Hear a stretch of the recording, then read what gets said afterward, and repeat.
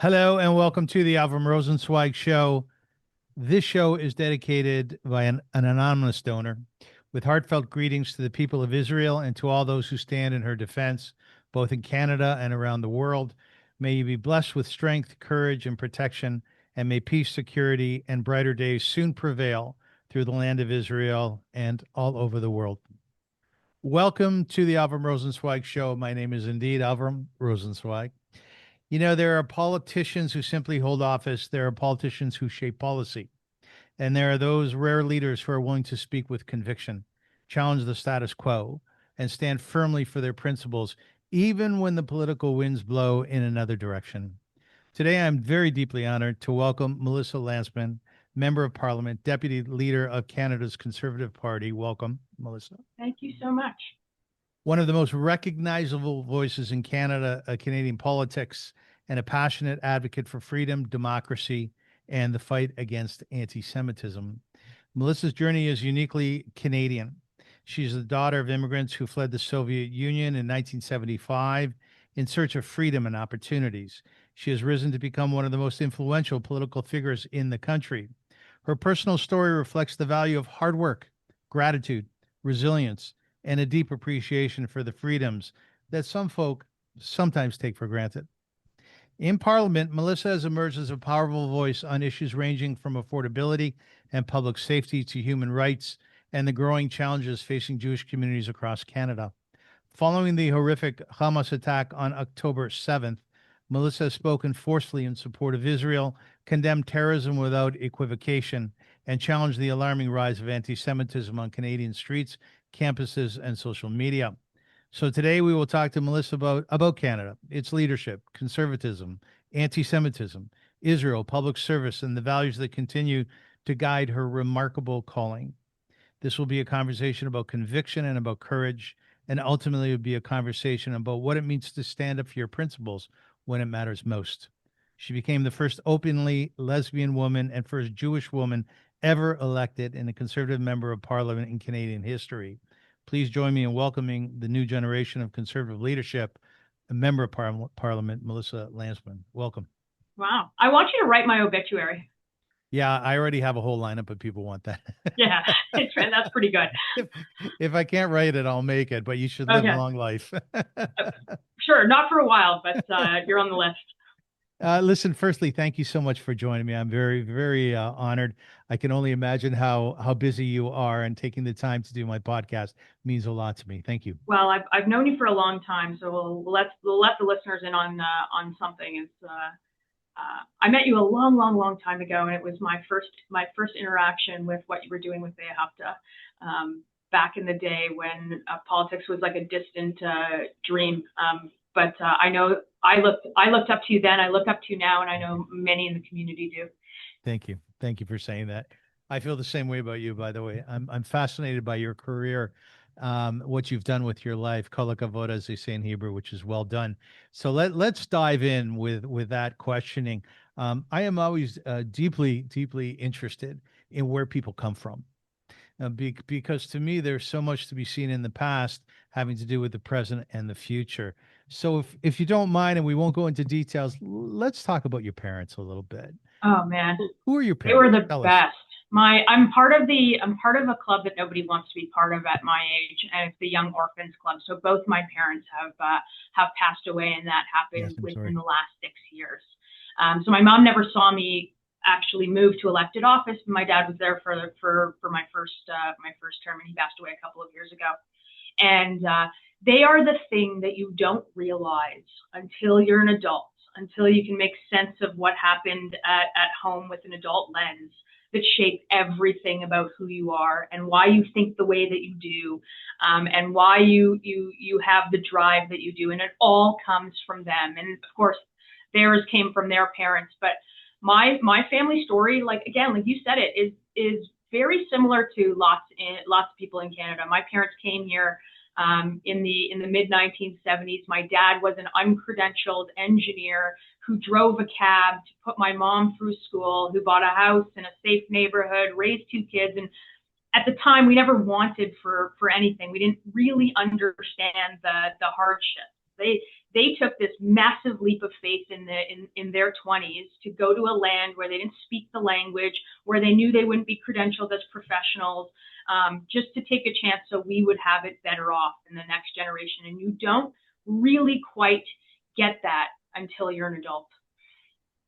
Your dad having to drive a cab instead of working as an engineer, which he had accreditation for, was he a happy man? His name was Michael, right? Yeah, his name is my mom. My dad's name is Michael. My mom was named Aura. Yeah, you know what? They were happy. Probably, you don't know. I don't know if they were always what they did necessarily define them, but who they were and the family that they raised and the home that they built. I think they were deeply proud of it. So, whether they always wanted us to strive and achieve more. And I always saw the world sort of treat them in a different way, more so my dad than my mom. My mom wore a suit to work and she was a professional, but my dad, like you often get the world treating a cab driver in a very different way Yes. than you would Yes. a nuclear engineer. And he just always did it with such grace, and he gained success in the later years of his life, where again they had everything that they needed and most things they wanted, and he never really forgot where he came from. Like he always had that. It wasn't like a chip on your shoulder, but it was. He used it in a way to sort of give back to new people who came here.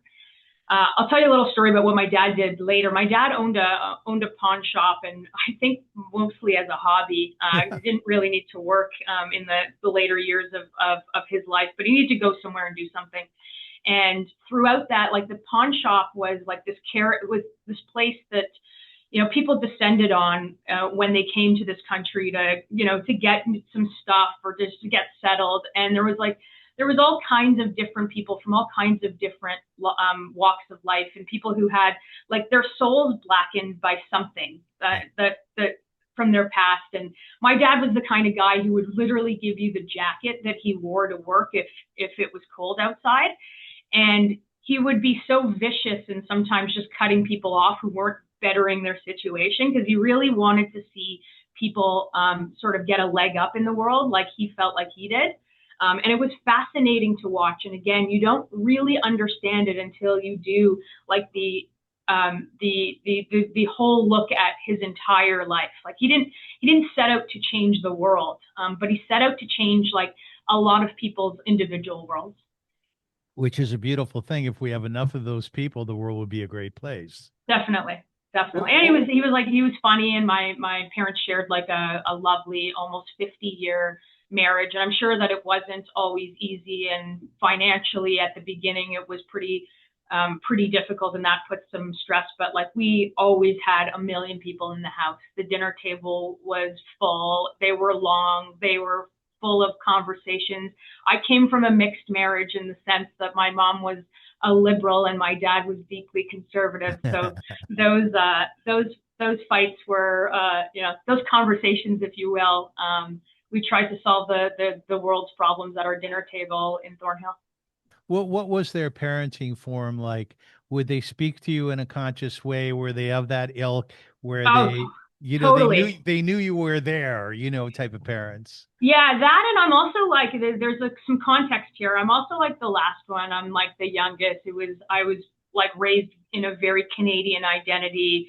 Not your sort of typical immigrant upbringing in the sense that there wasn't like necessarily a Russian household or a Russian upbringing. There were some like remnants of it where we knew we were Russian because of the accents and some of the food that we ate. But generally, I was the last kid. I was like run with scissors, try everything you want, like it'll be fine. And I got a lot of, and they worked hard. And so I got a lot of freedom to try things, and I got a lot of freedom to make my own mistakes. And boy, did I make a lot. Oh, we all do. I'm still making them. I'm 66. Yeah, same. There's a term in Yiddish or in Hebrew, nachas, which means pride or Jewish pride. How far did your parents see your career go? Oh man, like I think so on the Jewish pride question, it's such an interesting one because there's so many people from the Soviet Union that hid their Judaism either by necessity or through years and years of hiding it, which resulted in intermarriage, which resulted in sort of lesser Jewish identity in some of the households. And my parents were fiercely proud of their Jewish identity, fiercely proud Zionists who instilled that. I don't know why they never stayed in Israel. They made the stop there. I suspect it probably has something to do with having a small kid in tow and probably conscripted service at some point. My mom probably thought that this was the way to go, and deeply involved in community things. Like, I was raised by the community, but when I say it's different than other sort of Soviet families, is because the Jewish community in Toronto, and it's probably an unpopular opinion, and maybe it's not the case now, but they weren't super kind to Soviet Jewry. Like, it was either that we didn't have many didn't have a formal Jewish education, and they didn't really sort of assimilate into the shuls that were already set up here. So there was like this a little bit of othering. Yes. Which I think that my parents just were like, no, we're not having any of that. We're gonna find our ways into the mainstream Jewish community, but not without some difficulty, I think. When my father was young, God bless his soul, we're talking about the early 50s, late 40s, he helped to rescue orphans from Europe post World War II. And they were called greeners at that time, a term you're probably familiar with, which is like greenhorns. They're newcomers, but it's a pejorative term. Totally. And Melissa, they would come to Toronto or other metropolitan cities and not be embraced, be embraced, right? Yeah. It's a bit problematic. Yeah, I suspect it still happens to some degree, but I don't think at this point in our country's sort of Jewish history where we are. I think beggars can't be choosers, and we should let everybody who wants anything to do with this, right? Roll out the red carpet for everybody. Nice thought. Nice thought. Is there what a cool legacy for your dad? Oh, my dad was an outstanding person. He did so much for so many. He was a rabbi, my father, and hence my mother was a rebbitzin, and they were very much of the old school roll up your sleeves. I think you're like that. Roll up your sleeves, get your hands dirty, and do what you can for others. We come from a similar background that way. In Parliament, and I love watching you in Parliament because you're vociferous, you're strong, you're very focused, right? And you don't back down ever, from what I can see. Is there room for you and for your colleagues having to do with your history, having to do with your past? Will you ever bring your parents forward in Parliament as a way of encouraging a point that you're making? Oh, I know. You know what? The first thing the parliamentary record is forever. And I don't know a better way to honor your parents and their sacrifices in this country. To go from the front seat of a taxi to the front row of Parliament Hill in one generation is it's mind blowing, and it should be the story of everybody in Canada. So I've used many opportunities, probably not in the 35 second clips that go sort of viral online, but in many speeches to honor them and make sure that their name is in the Canadian record forever as people who made that sacrifice, and it was worth it. And such a cool thing to be able to do. There was a time where Trudeau in Parliament accused the Conservative Party of hanging out with people and their swastikas. Yeah. And you got incredibly offended by that, right? It's just the grossest parliament, like the grossest way of doing politics. Is pitting communities against each other is exactly what I think leaders like that, or if you can call them leaders, did for political advantage. And then there is that's rock bottom of it. That's the rock bottom stuff that you couldn't even imagine, the hardships of thousands of years of history, and what that symbol ended up meaning in the last 80 years, and to sort of group an individual. There's nobody in Parliament Nobody. I don't care. Like, you could say the worst thing. There's nobody in Parliament that is okay with the swastika. There's nobody in Parliament that would stand behind the Nazis as we know them. Now, there are lots of different views in Parliament about what's happening in politics today, and so there's some comparisons, unfair comparisons drawn. But to use that kind of stuff, it's just like it's so beneath like the office, and it's so beneath any kind of leadership, and it's just so gross. Does it cause personal hurt? You know, people ask me that about politics all the time, and there has to be some kind of like there has to be a level at which you don't take some of this home. And I think you develop that more and more over time. If I cared what people said and thought about everything I would do, I would just shrink in a corner. And so I live my life both at work and in my personal life where it's just like that stuff doesn't matter because it just slows me down. And I know that we have a job to do, and it's like I don't read the comments. It's the short version of that. Right. Michelle Obama said that her family would sit down to dinner with the president at that time, and he would start talking about policy, and she and the girls' eyes would roll like, okay, you're not president here, you're dad. Let's have dinner. So when you go home to your wife, is there discussion about what happened in the country that day, or did you make every effort not to do that? No, I have like I'm really lucky in the sense that between like my family at home and like my best friends in life, they're like my best friends from when we were children. Yeah, the best. Yeah. It's like I couldn't have hit the lottery even harder in terms of like my circle. And they're the ones that keep me so normal. They knew me before this. They really don't care. They all do different things.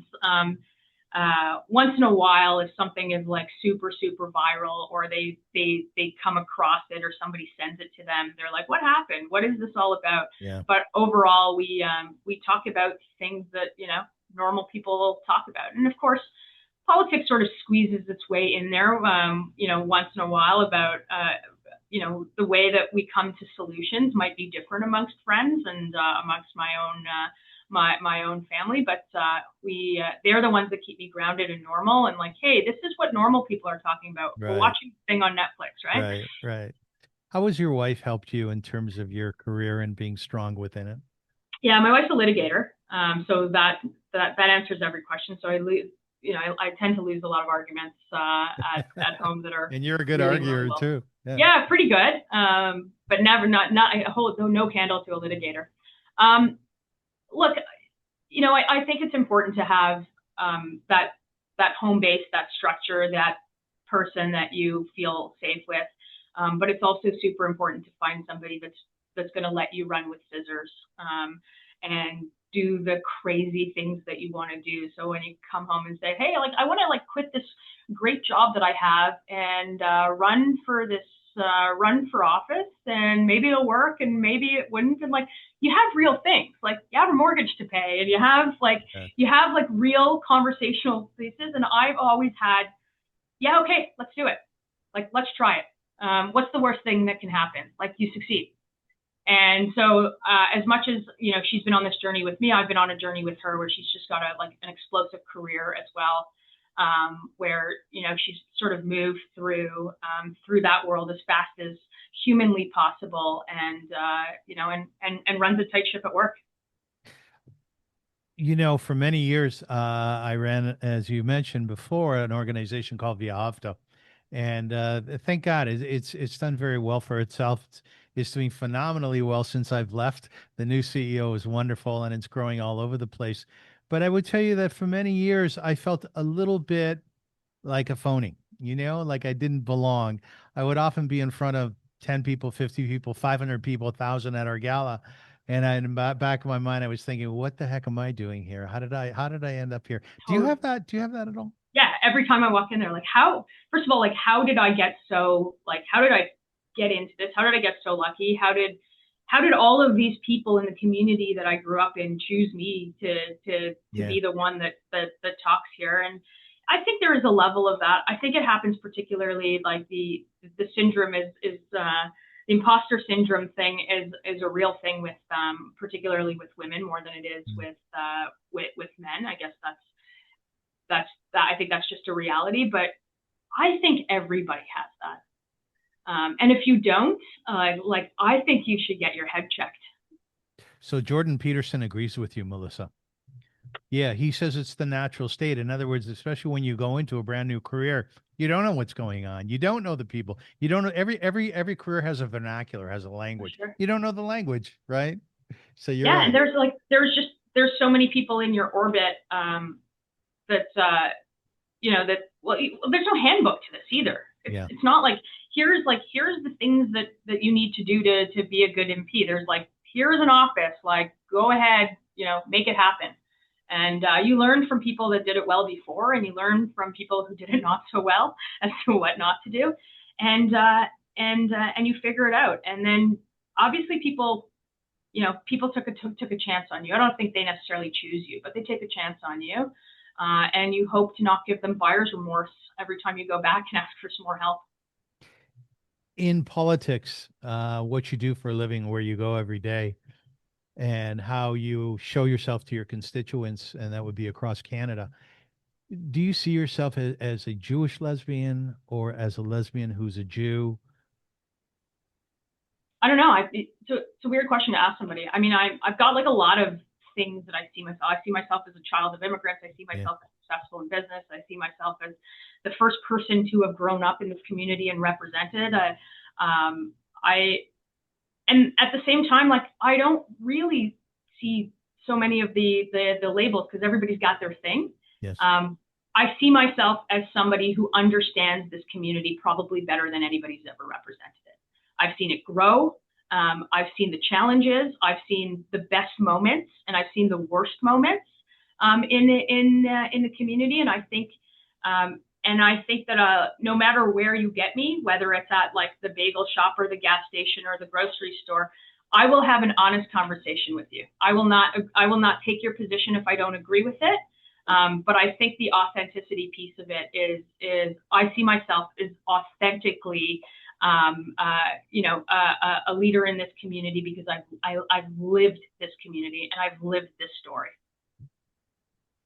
And the other stuff is a big part of me, and but it's not a big part of everybody else. So don't necessarily lead with it. It's interesting when I took a look at gay and lesbian people in politics. I came across 5 or 6 examples today, and you were the only one in the Conservative Party. The others were either Liberal or NDP. Are you alone in that? No, I'm not alone. Openly, I'm not. This is not to out anybody, but we've got he's on our leadership team actually, Eric Duncan, who's a gay man. Look, on that stuff, I believe in, you sort of said this in the bill. I believe in the freedom of everybody.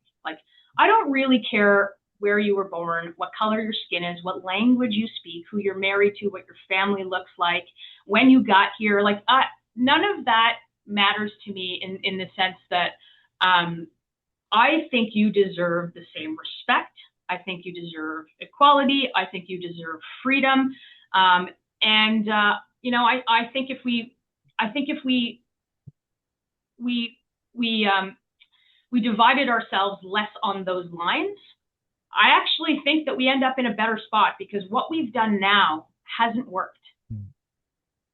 When you say now, what are you referring to specifically? Well, I'm referring to, I think the fights that are going on inter-community. I've never lived in the city where Muslims were openly hostile to Jews or Jews were openly hostile to Muslims.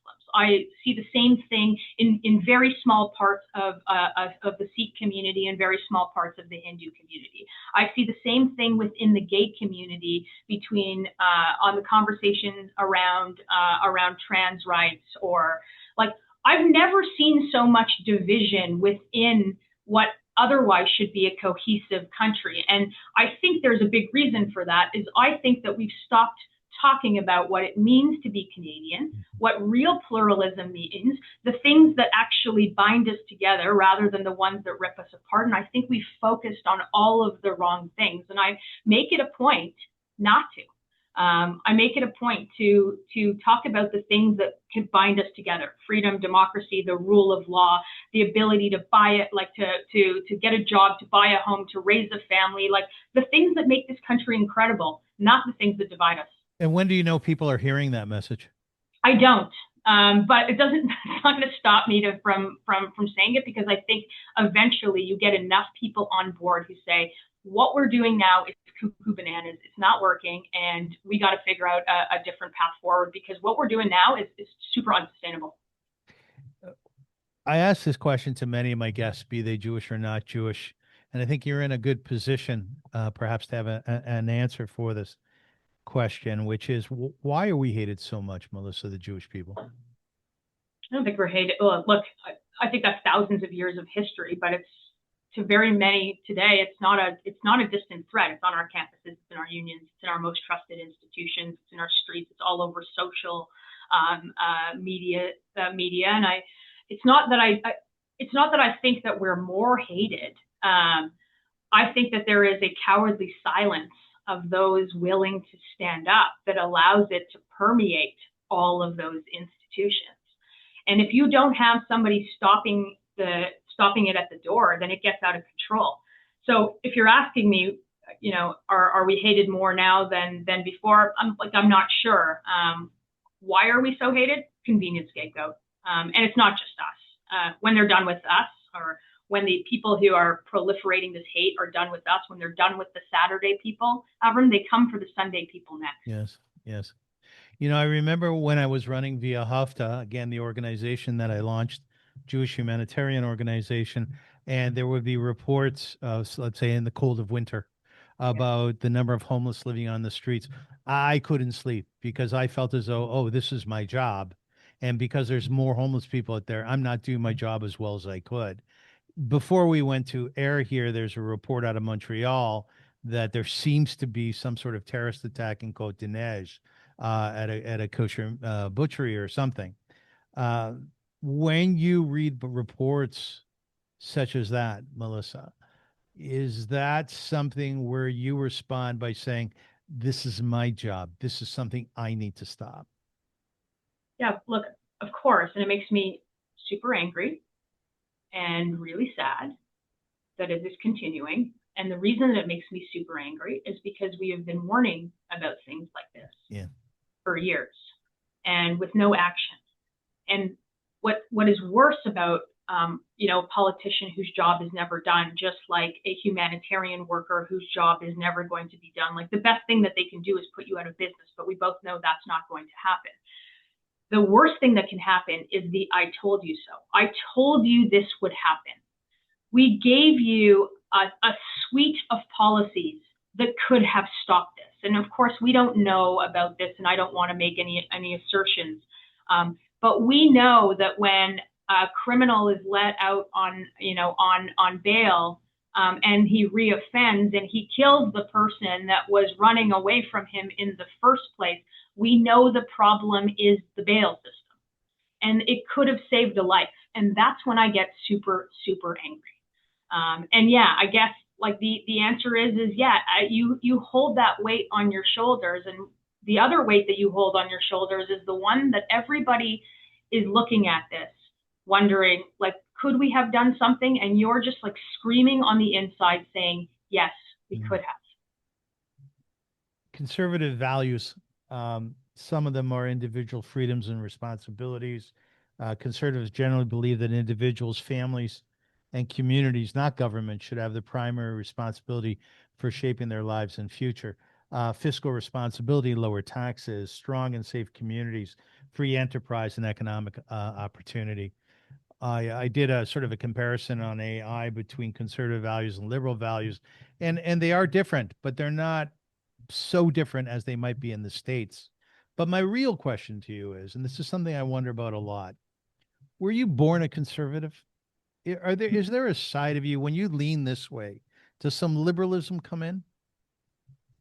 I don't think so. Most people would tell you no.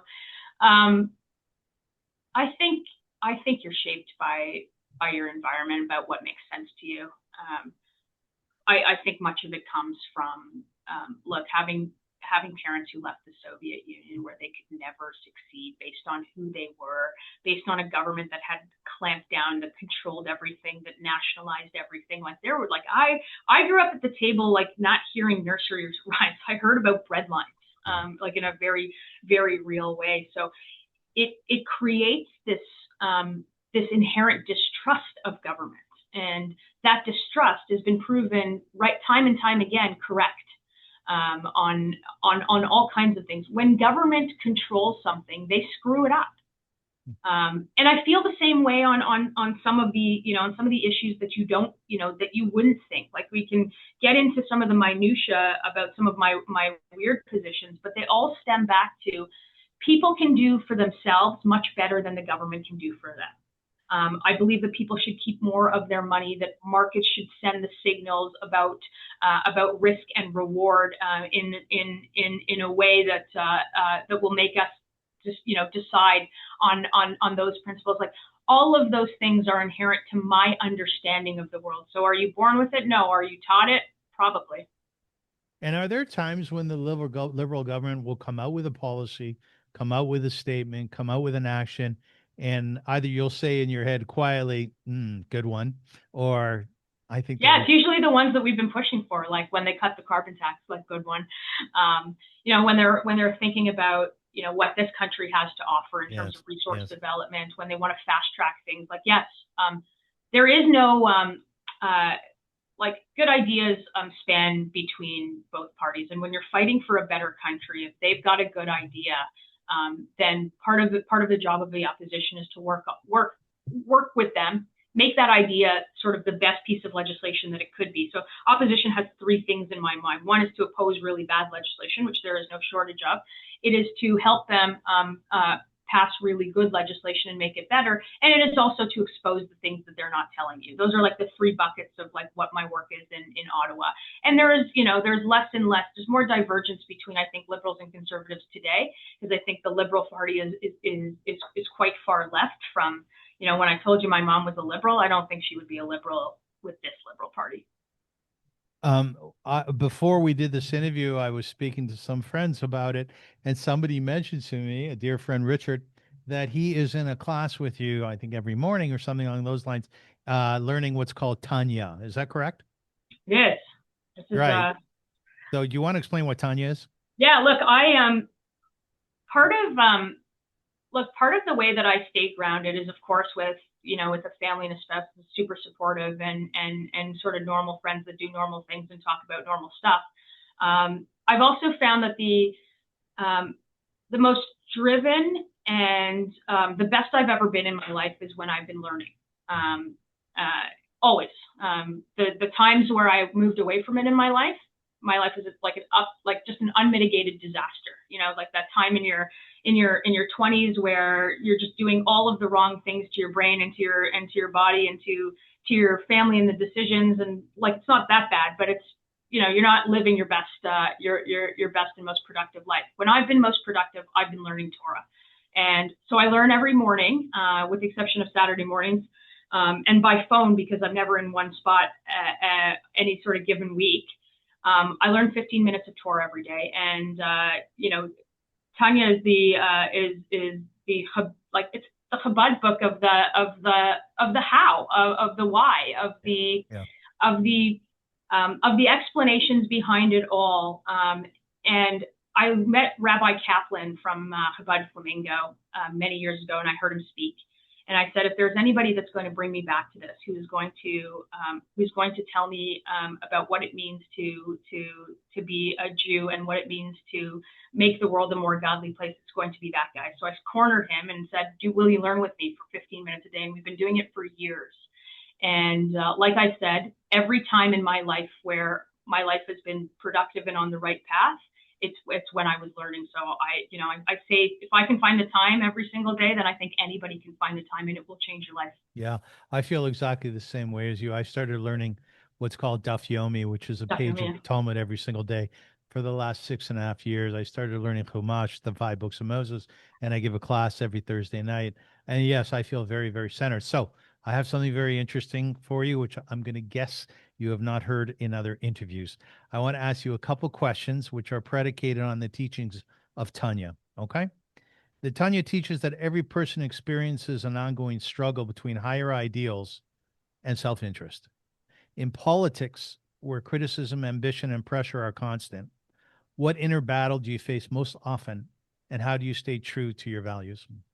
Oh man, it's the Yitzer Hara is like it's the it's, if you're thinking about it, it's like the good guy, bad guy asking on your shoulders, like always drawing you into into things that aren't good. Look, the battle that I face is I think a common battle of everything. It's everything. It's the thing that I want to do is not necessarily always the right or more productive thing.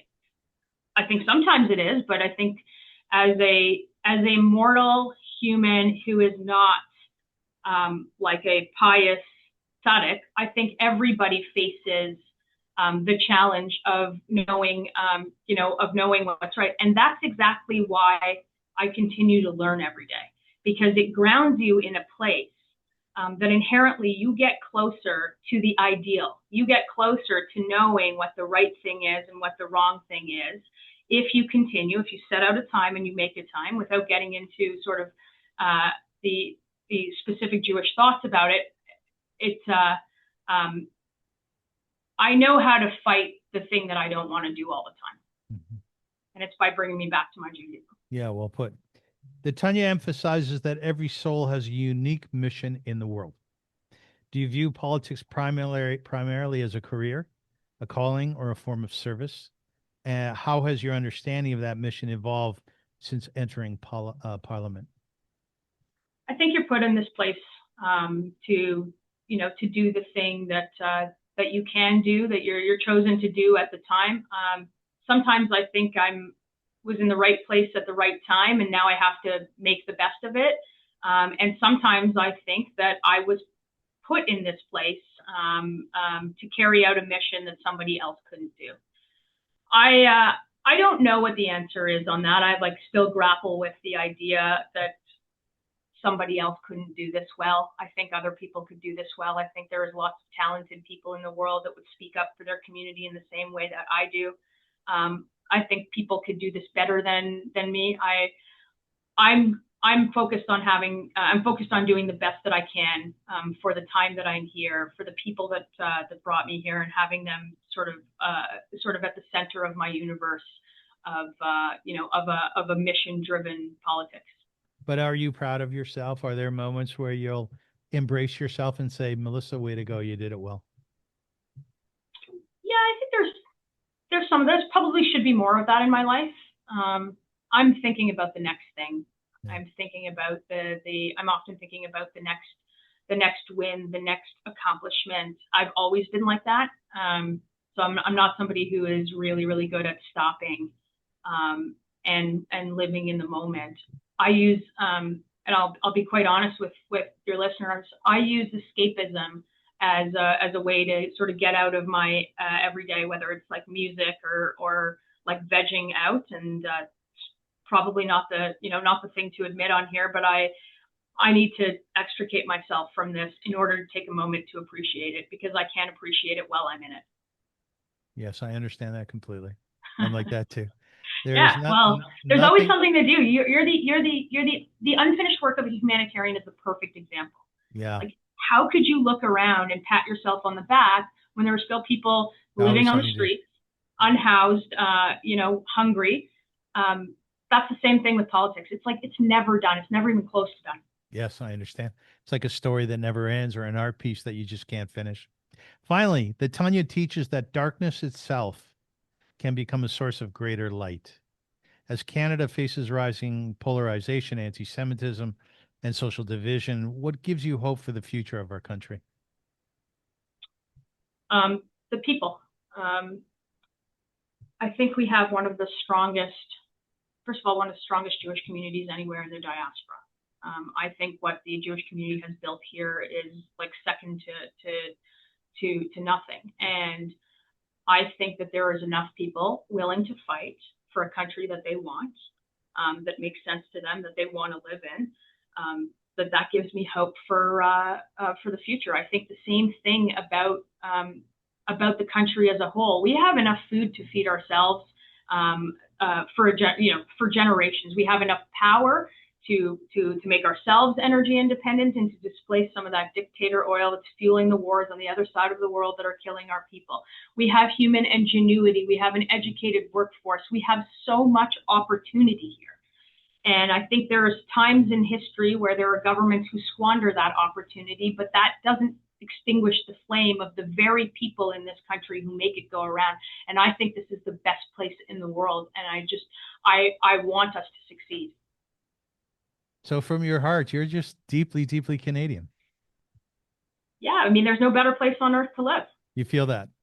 I do, and it's a thing that I tell people, and it's like, well, except Israel. Like, no, like there is nowhere I would rather be. I won the birth lottery when my parents somehow, chose to come here, or some immigration agent told them to go to this line.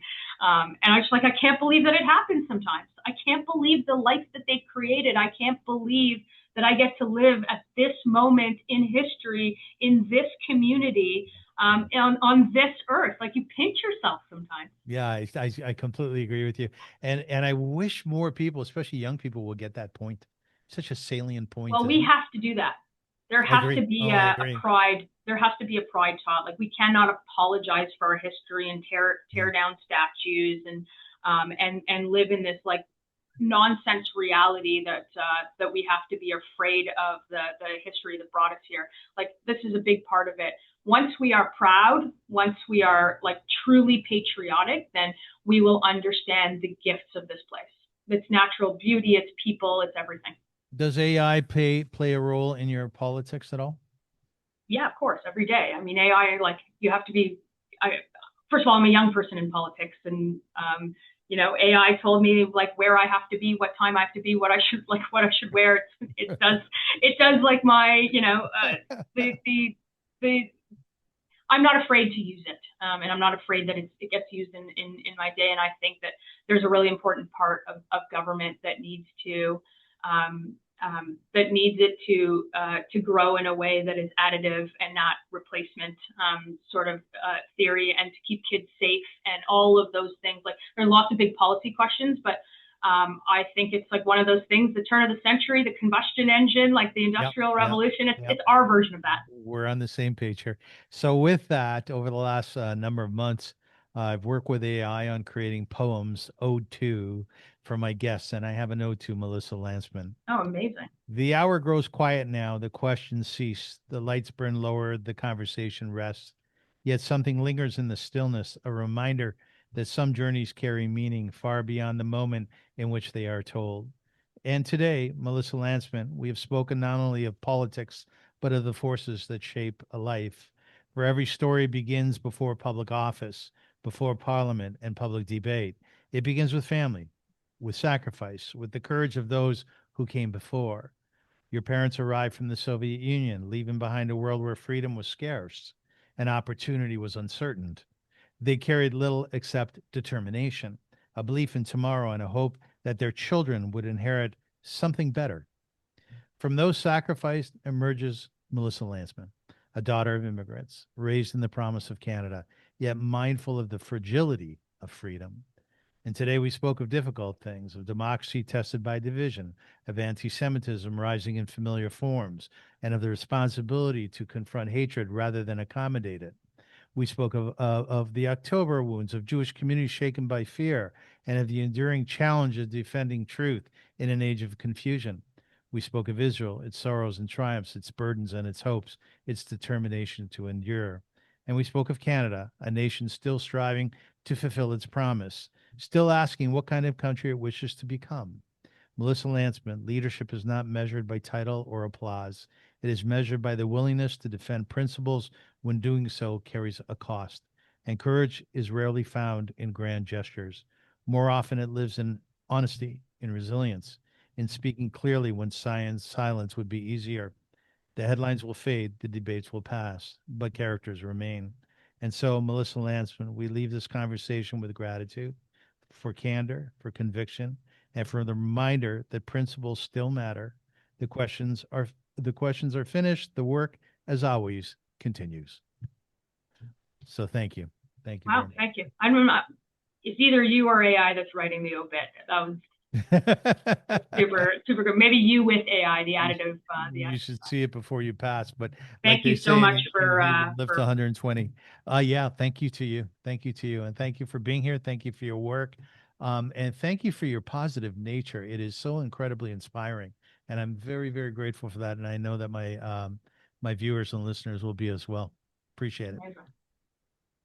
Thank Ladies you. and gentlemen, my mom used to say of blessed memory, Zeigazint. Do you speak Yiddish, Melissa?